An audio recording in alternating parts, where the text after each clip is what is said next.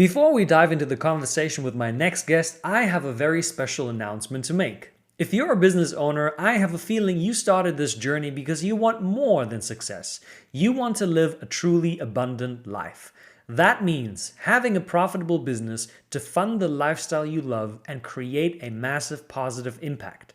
It also means having thriving relationships with people who inspire and challenge you.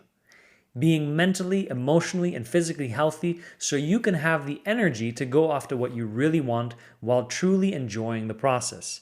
And being able to go on adventures that really make life worth living, rather than just sitting behind your computer all day. So if you would like to be able to have this kind of abundance in your life, then I've got just the right thing for you. The Abundance Accelerator Academy is my new membership community where we host 3 monthly calls that are focused on helping you improve your mindset, grow your business, and create the kind of freedom you want. There are also monthly community growth challenges that help you build new success habits which you will need to access greater levels of abundance. All of this and more for just $69 per month. If this sounds exciting to you, visit www.abundanceupgrade4.me to learn more. And now, back to the show with my inspiring guest. Welcome to the Self-Doubt Solution. My name is Mario Lanzarotti, and today I have the pleasure of interviewing my friend Otis W. McGregor III. He is a coach, TEDx speaker, podcast host, author, and the founder of Tribe and Purpose LLC, which is a family-owned and veteran-owned coaching business that helps leaders create success through purpose. He also served in the U.S. Army for 25 years, being part of the Special Forces. And today, he is on a mission to create a better world through leaders that lead with purpose. Otis, welcome to the show. Hey, Mario. Good to be here, man. Appreciate it. Fellow TEDx speaker. Yes. I'm so excited, Otis. And I want to get started by having you just share with our audience, what is it that you do for people nowadays in the world?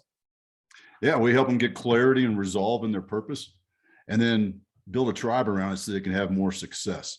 You know, that's the really simple, billboard answer. Takes a lot of work. On the clients. It's not just, I work with a lot of folks that are in transition and they all want a checklist, right? Everybody wants, just tell me the 5 steps I got to do to be happy. All right. And man, I always get a kick out of that because that's what, heck, you got a checklist that I can follow. I'd like that too, but it doesn't work that way. We have to build our own checklist. And the way we do that, the way we help our clients do that is we help them understand who they are in the moment, how they show up, and start to develop that skill set that they can control, that understanding that it's all a choice on what you do, how you do it, how things affect you. As our friend Aaron always says, I love this quote. I always give him a shout out about this too, is that life can happen to you or life can happen for you. And starting to understand that. So we help them with that. Then we help them create what will tomorrow be? What is tomorrow going to be for them? What do they want it to be like? 5, and I usually push them to 5 years because it's an interesting time frame in our mind as humans. We can kind of put our hands around 5 years. Yeah. I've worked with some businesses over the years that have talked about 10-year strategies and things like that. And that gets, that's flying cars and bounce suits and stuff like that, right? But 5 years, that's just around the corner. So it's more real. So what do you want 5 years from today to look like? And then we connect the dots with a plan. Yeah. And that plan becomes their vision, their goals, their objectives, and then their action steps for what are you doing this afternoon? And that's where you start to get that moving forward in life with intention. And you get that success feeling because, part of success is you own it. You're not just going through the motions. You're in charge of your life. You're living life with intention. Yeah. And that right there is powerful. Probably you know that because I know you and I have had plenty of talks about this, and And I love your story for that too, because that's what you do. That was the shift that you made to start living life with intention. So True, yeah. true. I love that what you just said about also about owning it. I'm a big proponent of, owning your story, owning all of the bullshit that you have created yourself through your choices. And I want to lean in a little bit into what you said about, because you keep mentioning tribe and tribe and purpose. Like, what is it that is so important about finding your tribe, creating your tribe, and that connection with purpose? Well, the powerful thing about that is, you can't do it alone. I don't care who you are. That famous African proverb that is out there, if you haven't heard it, it's, if you want to go fast, go alone. If you want to go far, go together. And it is just so powerful. All my career in the military was all about the team. It was never about the individual. And the guys who focused on the individual, they weren't with us for long, right? Because it was about the team. What I found since leaving the Army is it still holds true in everything we do. And even in the business, even if you're a solopreneur, that's a hard way to do it. If I'm the only guy on the island and I'm the only guy who can get this done, I'm the only, and I can't rely, good luck, man. Good luck. That's a tough life to live if you think you're the only one that can do it. And the power of the tribe is that now you have a resource, and we keep our tribe small. We keep them 10 people or less, between 6 and 10 is where we keep them. And that means that you got a minimum of 5 other people who see problems differently than you do. They have a completely different perspective because their background is different. And then also, and this is my favorite part, is not only do you have them there to help you with a problem or an idea or what to do next or how to handle something, but they're there to high five you when you have successes to celebrate. That right there, man, when I'm facilitating one of our tribe calls, the tone, because I hear it, even though I hear it above the ringing in my ears, but I still hear it. The tone change, and you can just feel the energy level go up in the people. Because when you tell me about a win for you, Mario, I'm freaking excited for you, and I'm celebrating with you, and that just lifts us all up. So it's a powerful thing. I mean, the bottom line, you can't do it on your own. I don't care who you are, Bezos, Jobs, anybody. Ain't nobody doing it on their own that's truly successful.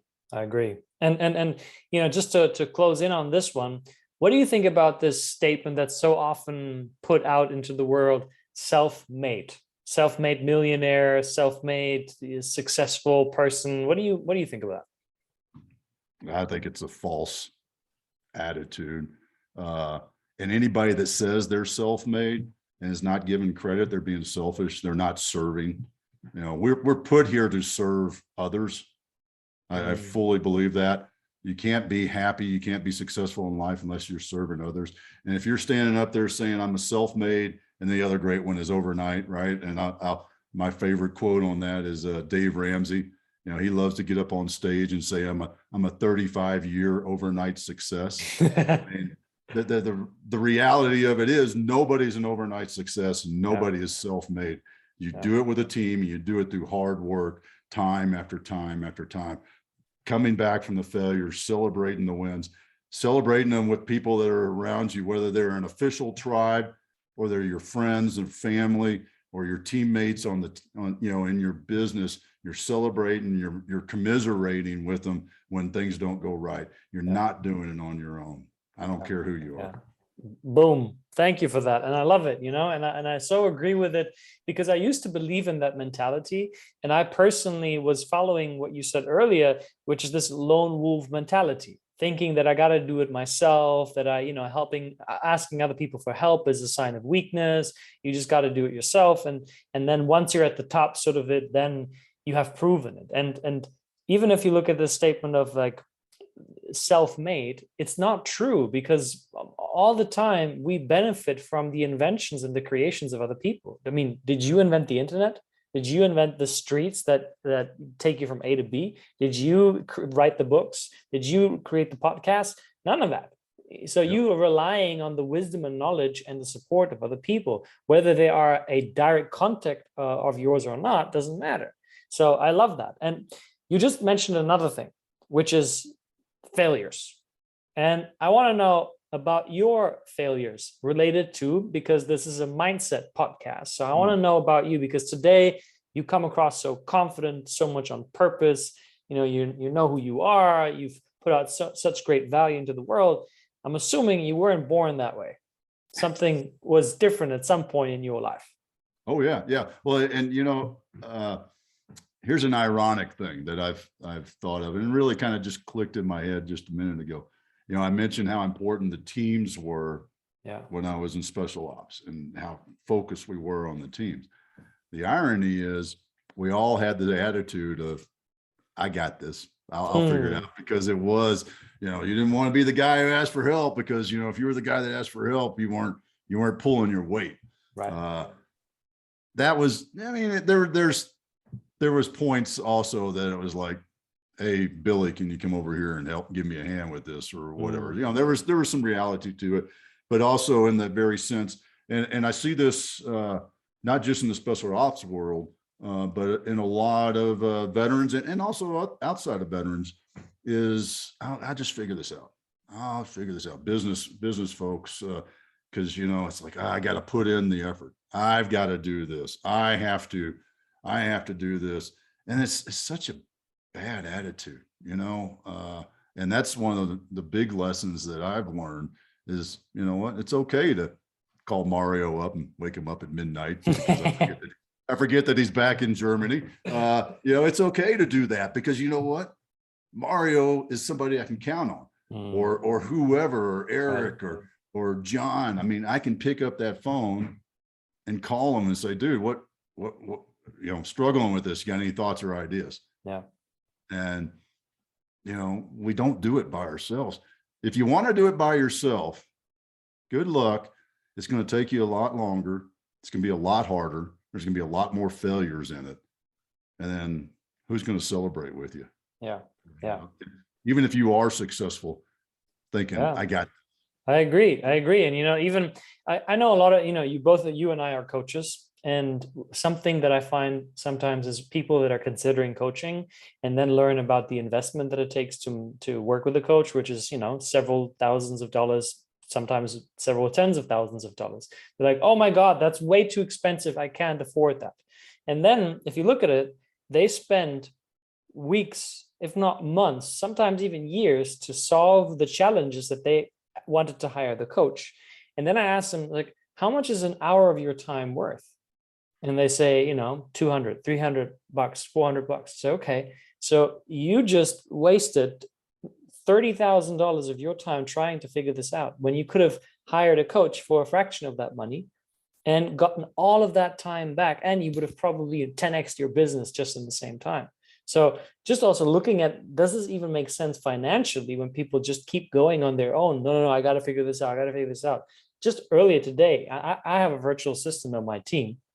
And, I was transferring from one platform where I'm offering my membership to another platform. And in the beginning, I was like, okay, I'm going to figure this out. And 10 minutes in, I'm like, wait, why am I figuring this out? No. So I just created an SOP for my VA and said, hey, please, make yourself familiar with the platform, transfer everything from this platform to this platform, then create an executive summary for me from the most important things I need to know. That took me 20 minutes. If I had done this on my own, I would be done maybe next week, if not the week after. So now I'm just like, doop, done. Yeah. And I can relax, So I'm with you on that. And I want to know, though, for you in the past, what was that like? Like, when was it, how was it like, what was your life like when you did not have that dedication to, I can ask people, I got my tribe, I got my support team before that time. What was it like for you when you were, the lone wolf, just going at it by yourself? I spent a lot of hours doing things I shouldn't have. Everything from building a website to whatever it is, even things, this is what popping in my head, even the things around the house, when I first started consulting, just regular business consulting, I got an idea of a value per hour, right? I finally was being paid per hour and understood what I had a monetary value. And I remember like the first home project that came up, and my choice was continue to do this consultant job for a client, or take time off from that and put in some hardwood floors, whatever the project was, right? And I did some really quick math on how much that time of putting in the floors would cost me. And I was like, no, I'm calling a dude up and I'm going to have him do that. Because I started to understand, and this was about 10 years ago, I really started to understand what the value of my time was. I enjoy that kind of stuff, working with my hands and things like that. But there's a time and place for that, right? There's still projects I do at the ranch, projects I do out in the garage, those sort of things. Those are different. But when you think about, if I'm giving up time in the business, this is kind of the corollary for what you were talking about with having a coach that teaches you, shows you, guides you how to do it so you can jump ahead. It's that same sort of thing. As you come to that realization of, well, you know what, I could do that, and it would cost in this much time. It cost me, 40, 60 hours. Home projects always take double the time. Or I could hire somebody, have it done, pay them and have it done in 20 hours. Yeah. And I really like what you just said in the beginning. You were talking about, you said, I thought about how much it would cost me if I do it myself. And many people are not thinking that way, because they're like, oh, how much could I save if I do it myself? They don't think, how much does it actually cost me when I do this? And I think that's a monumental shift, because now you're becoming aware of the actual cost that you're and the money that you're leaving on the table if you decide to do it yourself, because you're scared to invest, to automate, to delegate, to give up control, essentially. Yeah. Well, I don't have no idea who said this, but poor people spend money. Wait. Spend time to save money. Rich people spend money to save time. And you think about that. The only thing that we all have in common is time. And that is our most precious and valuable asset. Where do you spend your time? And you know what? If you want to spend your time, replacing the floor in the house, okay, right? There's nothing wrong with that. But consciously make that decision that you are taking the time to do that. Whereas, I could pay Bob's Flooring Incorporated to come to the house and have it done in 3 days. And because I did this many years ago, I did the floors that was supposed to take 3 days, and it took us 10 days with my dad's help. This is the voice of experience on home projects, believe me. And, those sort of things, you start to think about that. And that was well before I understood the time and cost and the value of my time. But you start to think about that. That's, man, it just starts making more sense, because why can't I spend $50 to pay somebody to do, repair the toilet, or plumbing, that's probably $150, but still my time's more valuable than that. Even if my hourly rate, here's the other thing to think about, and this is a little bit deeper on this.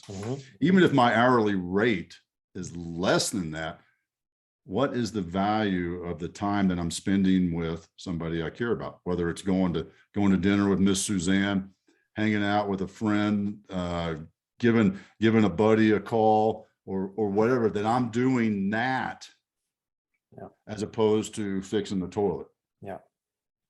That's a whole nother thing when you start to think about it in that sense. Yes, what's the monetary value of my time? If I'm working for a client, that trade-off. But what's the true spirit of the value of your time? That's a powerful thing to think about. I love that. And it paints a picture of so many business leaders and business owners who do not do that, who are not thinking they're also not thinking from a place of how can I set myself up to have more quality time in my life. And I think it's a very valid, important point that you made, because so often, we as entrepreneurs, we use the remaining time of the end of the day, squeeze it in, say, okay, I got to make some time for my family and my friends. Okay. And then we show up, but are we really present? Are we Yeah. really there? Or are we just like, half baked and like, okay, tick it off my to-do list, I'm there, and I've done that many times. I'm definitely feel that myself. And I've had this conversation the other day with myself where I'm seeing a shift in myself and also the kind of role models that I have in life. Like one of my biggest role models, mentors, is Tony Robbins. And I aspire to run a business like him and be a persona like him. And then I ask myself, it's like, do I really want to be constantly working all the time, showing up everywhere for everyone, from what it seems 24/7, burning like, and I was like, nah, actually, no, I don't, the first thing is I don't want to work weekends. I don't. Mm. And then I could see myself taking like 2-3 months off every year, traveling, spending time, intimate time with family, friends, and exploring new things, other than thinking about how can I create more money, more impact, more value. And that shifted everything for me. Yeah. Well, and you're an analytic guy. So think about it this way. And I stole this from a guy named Jesse Itzler. I don't know if you've run across him or not. Yes. I love Jesse. You've probably heard him talk a couple of times like I have. But he was referring to the time that we have with our parents. I love this one. This is his great. dad was end of life, right? And when you start to think about, well, I go see mom and dad, 3 times a year, and we spend 3 days with them. That's a lot. But wait a second. That's 3 times a year, 3 days. That's 9 days a year. Your mom and dad are 80, let's say. Life expectancy, 85. So that's 5 times, public math, 5 times 9, 45. So you got 45 days left to spend with your mom and dad. And, this morning I had a conversation with a client. We flipped it, teenage son. It's like, how much more time do I have? Quality time do I have with my teenage son before he's out of the house? You start to really think about this and become very acutely aware of how valuable your time is. And it's not the money in your bank account. It's what you do with that time that we have. And that's the power of it. And that's me, where I'm at in life. And I think about, I try not to, I'll be, very authentic with you in this. I try not to think, damn, I wish I would have, because I can't now, right? I can't waste that energy now that, when they were 12, I wish I would have done this, but that's done. So now how do I change it going forward? How do I make sure that I spend time with my nephew? Was here last night and I pulled him, I took work that was like, Camden and I were trying to crunch something out. And I said, no, I got to sit down. I got to put that aside. And I got to sit down with my nephew who's 18 and trying to figure out who he wants to be in life and have that talk with him and let him play the guitar for me, which is what he loves to do. And damn, he's getting good at it too. But, and not do other things, not play on the phone, not sit here, kind of, yeah, sort of thing while I'm doing something else on the computer. Is focus on them, because that's in the end, you mentioned what I'm doing in my life. It's a legacy of leaders, and leaders listen and focus to their team, to the people around them. That's how they lead. They understand and they know what their team want and need, what their hopes and dreams are, because they help them create it. And that's what we got to do. We got to do that with our family. We got to do that with our friends. We got to do that with our team members and our business. That's who we should be. Man, I'm loving this so much. This is thank you, Otis. This is like, for everyone listening and watching, I want you to take inventory, because as Otis was speaking, I'm taking inventory. I'm like, where am I not showing up as that leader who knows my people's dreams and hopes and aspirations? Where am I not taking the time to be present with them? And I'm already, a couple names keep popping up in my head. I'm like, because I definitely fall into this tendency of, creating, working, doing, is I'm loving it. And I'm thinking, okay, I'm building a legacy, generational wealth. At some point, I will have so much more time available. Yet we don't know what the future brings. No one does. No one really does. And in this mindset of, delaying our time and presence with the people we love to tomorrow or the next day is a risky game. And I think you brought a beautiful awareness to all of us here. And thank you for that. Yeah. Well, you hit the nail on the head. You don't know, you don't know if you're going to step outside the flat tonight to go to dinner and get run over by a bus, right? Or lightning strikes the house and the place right. burns down while you're asleep. Yeah. You don't know that. So True. why say I will do that? I will have more time later on. What are you doing today with your time? Yeah. So valuable, so valuable. And Otis, you were talking a little bit about some of your own challenges, and obviously the show is called The Self-Doubt Solution. So I want to ask you, what role has self-doubt played in your life? Daily, a daily role, because it's every time I do a lot of videos, for social media and things like that, and almost every time I do one of those, not when I'm recording, I'm usually feeling pretty good about when I'm recording, but then when it pops up in the feed, I'm like, is that really, should you really say that? Does that really make sense? Is it really valuable? Nobody wants to hear that. And you start to realize that. And one of the things that I've done, and I've actually talked with several folks about this, one of them being our buddy Reggie, is if we are not taking what we know, what we've experienced, the knowledge we've gained, from the books and the events and things that we've read and experienced, and sharing that with others, we're being selfish.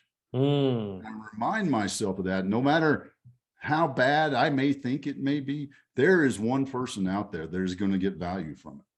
Yeah. There is always one. There is, I guarantee. But you know what? If you keep it inside, you are being flat out selfish. Yeah. And that goes, I don't care what business you're in, whether you're a coach, a CEO of an IT company, a junior manager, if you're the coder in that IT company, it doesn't matter. If you're not sharing what you know, your experiences, your knowledge with others, you are being flat out selfish. And I just call you out right now. I'm pointing at you, telling you that you're being selfish. Quit being selfish. Share. I don't care how you do it. Find somebody, dump it on them, mentor them, befriend them, create a course, heck, make money off it. I don't care, but don't keep it inside because you're being selfish. And I hate selfish people. Yeah. That's a powerful. That's a powerful perspective, and I agree. And you've also brought something to the surface, which I often use for my clients as a way actually to move beyond their own mind. Because, as you were saying, I've created this video, and I'm sure, without having seen it, it's going to be very, very valuable. And then your critical mind comes and says, oh, is that really valuable? And then you did something which many people don't do, which is to step beyond themselves. Because when you're in this self-doubt, in this questioning, I don't know, you're all about yourself. But if you actually started thinking about, well, who might this video impact today? And if it's just one person, everything changes because you're no longer making it about yourself.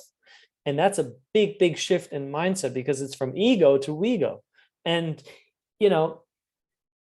when it comes to sharing that, I always say, if you just change one person's perspective in life, just one, you've done your job.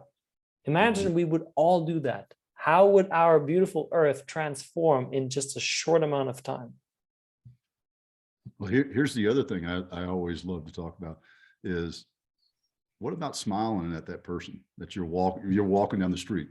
You're in a big city, Hanover, and I know how big cities can get kind of like everybody's in a hustle and bustle. But what if every person you walk by, you just said, hello, hi. You just did that. Smile, nod your head. Just kind of nodded at them. I try to do that when I'm in town in Walmart, every time, every person, give them a little, because you don't know what's going on in their life. And that one little action that takes you nothing, that one action may change their life. Yeah. Or it may change the next person's life, because they may say, oh, well, that guy just said hi to me. And I feel awkward because I didn't say hi. So now I'm going to say hi to the next person. Yes. And it might affect that next person. How do you know? Yeah. So I've always loved that. I grew up in Texas, and howdy is the thing. Learned how to do the 2-finger wave on the steering wheel in the truck. As you're driving down the highway, you got to do the 2-finger wave like that. That's huge, man. That's huge. Think about every time somebody's done that to you and how that feels.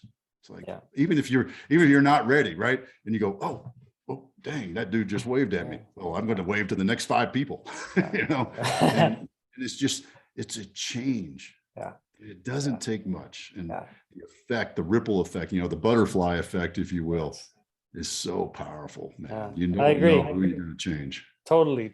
And then it does so much, these small things, whether you are a business owner and you implement the small things for you, life always happens in the small things. So many people wait for the big things to happen to finally give themselves permission to be happy, to feel confident, to feel at peace. And it's really the small things. And, I'll share with you one of my little secrets that I do outside when I notice I have some form of judgment coming up towards some person about how they look, how they walk, how they talk, whatever, like some judgment comes up. Oh, that guy looks weird. And I catch myself and I'm like, I'm going to send you love, brother.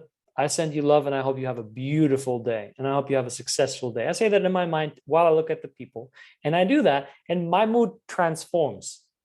And somehow people can feel that. And like you say, here in Germany, it's actually a little bit more, rather in the northern part of Germany, it's a little bit more awkward. People don't really say hello to each other as much. Out in the smaller towns, in the villages, sure, but in the bigger cities, not really. So I like that. I think let's throw that out as a challenge for all our listeners today. Make it an effort when you go outside, greet people, smile at them, show them your teeth, and say hello, and see what happens. See how you feel differently afterward. Yeah. And that sending the love, where I find that I do that is on the highway. You get in traffic and you see that person zooming in and out, and rather than getting upset and following into that road rage that so many people deal with, I just say to myself, and I say a little prayer for them, and I hope whatever they're dealing with is okay, and I hope they get to wherever they're going safely and don't hurt themselves or anybody else. And I say that, as I'm saying that, I'm thinking back to, just the other day driving up to Denver and seeing somebody do that, and that's just so powerful. And because now I'm not upset by it. I'm doing my best to send that love to them, and God and the universe will deliver it to them. I believe that, because I will continue to do that. Yeah. And that is a monumental shift in perspective for everyone.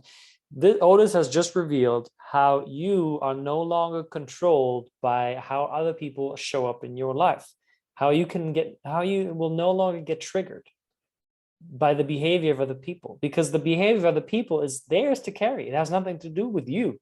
It's them revealing their own beliefs and values. So if you don't go and fight that, and you just say, I'll say a prayer for you, I send you love, there's no conflict. The whole thing falls apart, and they're like, wait, what?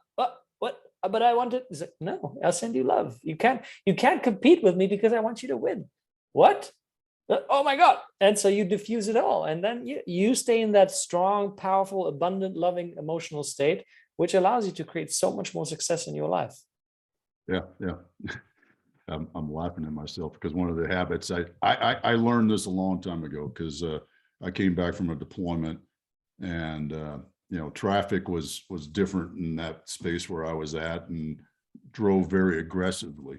And the first few days getting on the highway, I still had that attitude, and what I learned to do was, when that person did something that I felt that trigger coming on, instead of flipping them off, or they even flipped me off, I would wave. And that's where it literally started for me in that. And then I changed it to the next step of sending them love. But I would, instead of flipping them back off or laying on the horn or anything like that, I would smile and wave. And there's nothing better to counter somebody flipping you off than to smile at them and wave. Wow. I don't care, continue to do what you do, continue to be angry, but you know what? Have a nice day. Love always wins. Yeah, it does. I love it. I love it. Otis, I want to know, you went to the special forces and, you were in active service, and that's obviously quite a different world from the world that you live in today. And I would love to know, what was maybe one or two of the biggest mindset shifts that you had to go through to recreate a different kind of success that you have now in your life? Yeah, well, one of them that I always use as an example is in the leadership realm. In the special ops community, there was little to no supervision required. It was mission and guidance, and things got executed. The simple example is Monday morning training meeting. I say, as the leader, I say, hey, I need 3 bags of blue powder by Friday. Wednesday afternoon, I have 5 bags. And that was it. Or Wednesday afternoon, guys come to me and say, hey, I've got 2. I know you said you needed 3 by Friday. I've got 2 right now. We're still working. I'm feeling pretty good about it. Thursday afternoon, that third bag, sir, we're going to keep pushing, but we're not going to, I'm not sure I'm going to get it to you by the end of the day tomorrow. That sort of communication and trust was huge.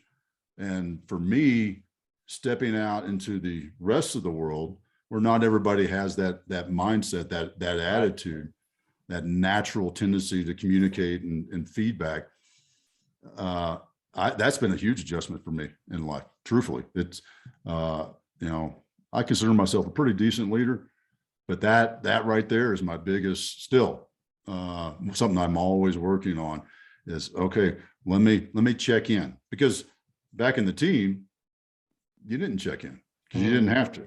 I had other things to do, and I knew that if they couldn't get it done, whatever it was, they would come back and tell me, come back and tell me before I needed it done, to let me know ahead of time, because that was just the culture that we were in. So creating that sort of culture, as I've grown business and worked with other businesses, takes time. Whereas when you step into that kind of culture and it's already there, it's like, it's easy to be a leader of great people, because they're all great leaders. And what are great leaders? They're great team members. So you think about, when I was on the teams, there's 11 other guys that are all as highly qualified as I am to lead that organization. Yeah. And that means that every one of them is a quality team member. Yeah. That's a powerful organization. Yeah. We all strive to have that in our businesses. Yeah. I don't know if I answered your question. I started going down the chasing the rabbit. It's a great perspective, and to what I'm learning and hearing from that is, check in on people and don't just rely on your expectations to get something done the way it was communicated. Because as you described in that example in the military, if you said, hey, I need this by Friday, they have a certain standard of excellency to keep you posted on the process. Say, hey, here, Wednesday, this is where we are. We're looking good. Thursday, here's where we are. Not so sure. We're trying our best. That's amazing. And if this happens, you can always adjust, get in, look at how can we improve the process? What can I do to support my people even more? Oftentimes it's like, okay, I need this by Friday. Friday comes, I didn't do it. Oh my God, oh no. Yeah. But you didn't check in on Wednesday, on Thursday. You didn't ask for, is there anything else that I can offer? And I think that's a very powerful reflection. Even as you were speaking, I'm learning a lot here. I was like, yeah, I could implement that with my virtual assistant, because I also do this. Okay, I need this by Friday. And then she's really usually very good and he does that. But seeing myself as a better leader, I want to do better and see, okay, on Wednesday, I want to check in. How are you feeling? How is this coming along? Do you need more time? Are you still on schedule? Do you need my support? Yeah. Yeah. That's so much more efficient too, when you think about it, as opposed to, you kind of demonstrated what happens if we get to Friday and it's not done. We go into panic mode. Yeah. Right. It's like, and then, the frustrations, everything comes into bear. And when we're frustrated and we start to develop that self-doubt of an individual's performance, and then they start to develop doubt because you've put that on them, and it just, we can't solve problems that way. We have to react to problems. That's what happens when we get in that mode, that negative mindset. We're in reaction mode. Yes. But if we're staying in a positive mindset, we see opportunities. We see other options. Oh, so you're having a little trouble with this? Okay, well, check into this and let me make a phone call for you on this. And, we can do those things as a team, but we wait till Friday afternoon, and then it's like, oh, God. And there's just that frustration level when it gets up like that, because it'll happen like that if you wait till Friday afternoon, right? And then and guess what that also means? You're either working the weekend or you're frustrated all weekend until Monday morning. And then it boils up even more, because then you start Saturday afternoon, you're like, dang, that guy, that's like the fifth thing. And, this other, you start to see indicators that aren't really there also. Right. That's the other piece of that is that negativity spirals. So true. Yeah. So true. So true. And I have one more question, related to what we're just talking about. As when you're in the special forces, I'm assuming you're dealing with a lot of fear, because you're just in environments where anything can happen. And I'm sure you're being trained on how to deal and how to navigate through that. So I would be curious, what is one way that you've learned and how to navigate through fear? Well, first off, fear is a sign of weakness in that organization, so you never show it. But the way we handled it, because we didn't show it, was through humor. Interesting. Awkwardly. It's from an outsider's perspective, it's really, really strange. But internally in that organization, that's how you did it. You made jokes and very, very dark humor jokes. Because that was how we dealt with it. And literally, that fear, we overcame that fear, and through that, and in those jokes, it was also, that was probably our way of admitting that fear, and admitting it to the team, and we would all kind of do that awkward, knowing it. In those sort of situations, but that it was never discussed as fear. It was handled in that way. Probably not the best ideal way. And I know since I've been off the teams, it's been a number of years, and I've visited my old unit a couple of times over the last few years, and what they are doing in the mindset, the mind training, is phenomenal. They are doing so much more to sharpen the mental skill sets. Whereas when I was doing it, it was all physical skill sets. Right. We're still doing the physical, but now they've brought in the mental. And one exercise, just give you this one quick example that I was just like, that's so cool, because it's so simple. They had laser guns, little pistols, and they had these targets that had different color lights. And what these guys would do is they'd go through a workout. So, they're hitting the weights, doing push-ups, running, whatever. So now their heart rate's up, their breath is up. And then let's go, here's your weapon, shoot yellow. and they'd have like 6 or 7 targets up on the wall that would flash different lights, training that mind to think and focus and be decisive in those decisions, and under duress, under that physical duress. And that's huge. I mean, all we ever did was just run more and then shoot, run more and then shoot. We didn't talk about why or how or any of that. Run more and shoot more than run. It was, these guys are getting that sharpening of the mind, and it's just they are so much better off and so much more effective in their jobs because of that.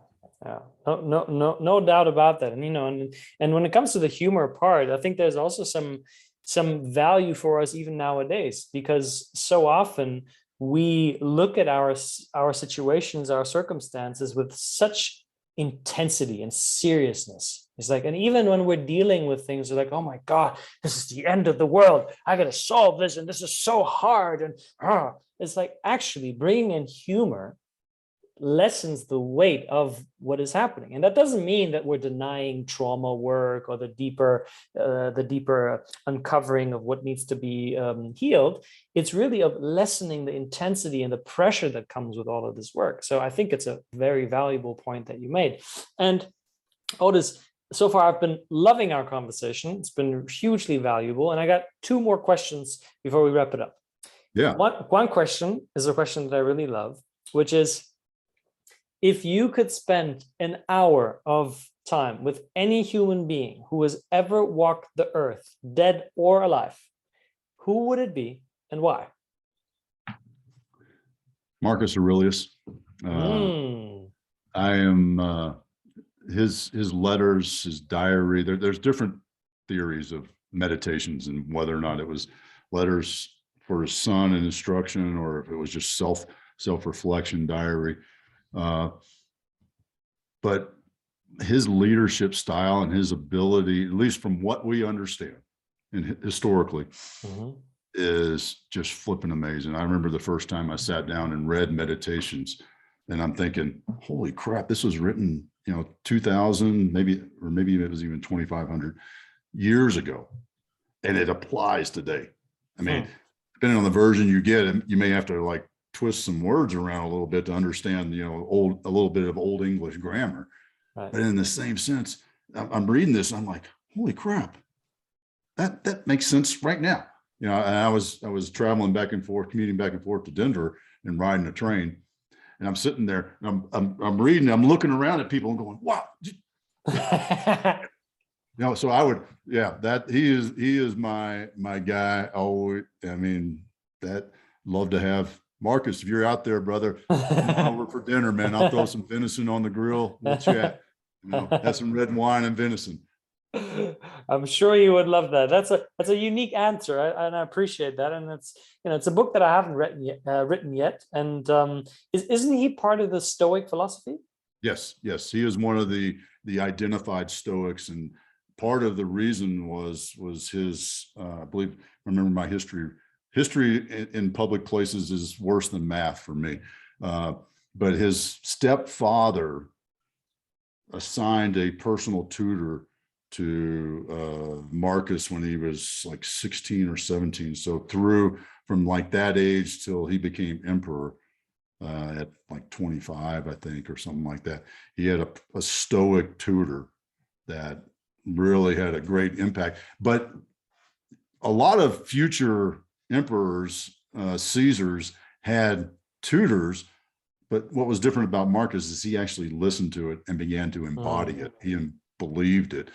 Seneca, I think, is the one who says, don't talk about your philosophy, embody it. Yes. And Marcus Aurelius did that. He embodied that philosophy, and admitted it, that I screwed this up, or I need to do this better next time, or whatever those things were. And that right there is just so powerful. And to think, when you read what he wrote 2,000 plus years ago, and it applies today, it is truly timeless.